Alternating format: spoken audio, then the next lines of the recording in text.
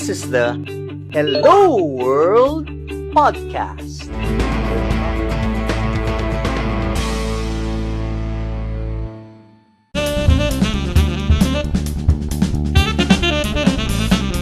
For you. Who's the best project manager, Marby? Should it be an L&D professional?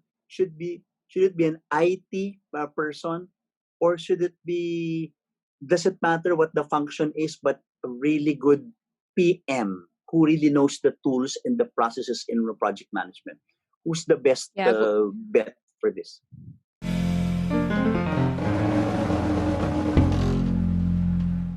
Good question, Louis. In my experience, it should still be an L&D person.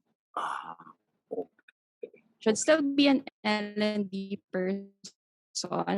However, it's a good that you pointed that out. Someone who's very knowledgeable about the different systems that's being used within the organization.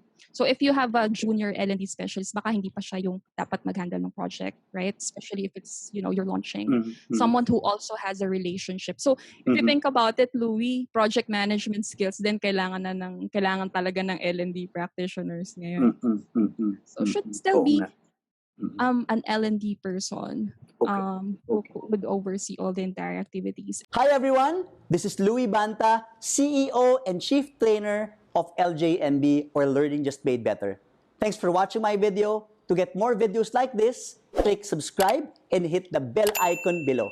If you like this video, please give it a thumbs up, comment down below, and share this video to others.